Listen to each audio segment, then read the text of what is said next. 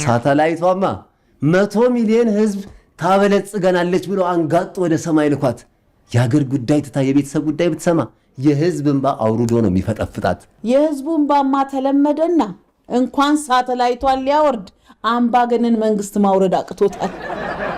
አምባገነን መንግስትማ ህዝብ እንዳያለቅስበት እንባ ጠባቂ ሾሞ ህዝቡ ጠብታ እንባ እንኳን ሲያነባ በአዙዱላ ህብለ ሰለሰሩን ቆርጠው እንባውን አይደለም ምራቁን ያስጡታል። የኔ ጉፋያ እንባ ጠባቂ ማለት ህዝብ ላይ በደል ሲደርስ እንባውን የሚያብስ ማለት ነው፣ የሚያስለቅስ ነው።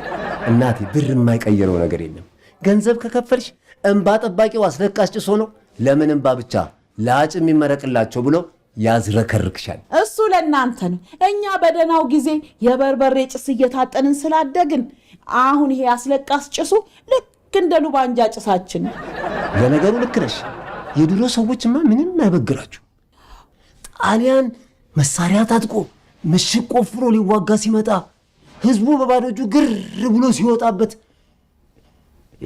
እነዚህ የጦር ስልት አልገባቸውም፣ ሲገባቸው ተመልሰን እንመጣለን ብሏል ጥሎ ሄደው።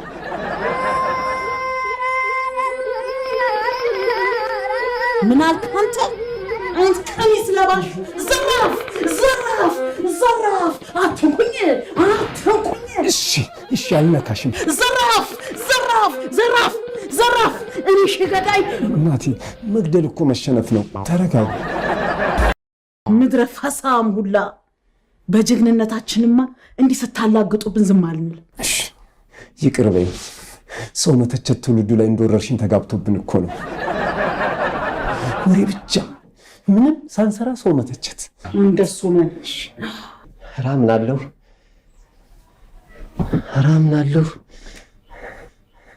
ከጀግናም ጀግና ናችሁ። እንዲህ ስትውረገረጊ ጣሊያን አይደለም ሰይጣን ራሱ ምን አንቀልቅሎኝ ነው የገባሁት ብሎ ፈሱን ጥሎ ነው የሚሮጠው።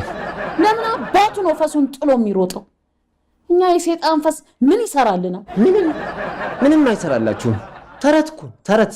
ፈሱን ጥሎ ሮጠ ሲባል አልሰማሽ? ተረት እኮ ነው። የተረት ተረት ትውልድ ሄላም በረት።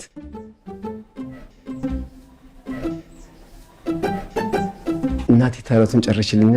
የምን ተረት? ተረት አልሽኝ። የላም በረት አልኩሽ። ወይ ለካ የላም በረት በመሰረት ተተክቷል። የመሰረት ባክህ የተረት ተረት ትውልድ ነህ ነው ያልኩ ነው እንዴ? እኔ እኮ ስደነግጥ ጆሮዬ ግማሽ ነገር ነው የሚሰማው። አንተ ጆ ተረት ሊነገርህ አይደለም የተረት ተረት ትውልድ ነው የተባልከው። አሁን አትቀባጥርብኝ። ተነስና ውሃ አምጣልኝ። እሺ ከየት ላምጣልሽ ግን? ከጣና ከአባይ ከዋቢ ሸበሌ ወይስ ከወንዝ ዳር ፕሮጀክት? ምንድን ነው የምትቀባጥረው? የምን አባይ የምን ጣና የምን ወንዝ ነው? እኔ የምጠጣው ውሃ ከባልዲ አምጣልኝ ያልኩ። ከዚሁ ነው እንዴ?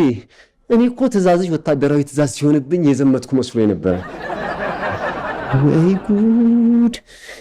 ነካክተው የተኛውን በሬ ያደረጉት አውሬ አሉ። ሳይቸግረኝ ነካክቼ 21ኛው ብርጌድ ውስጥ ልክ። አንተ አትቀባጥርብኝ። ሂድና ውሃ አምጣልኝ። ውሃ? እሺ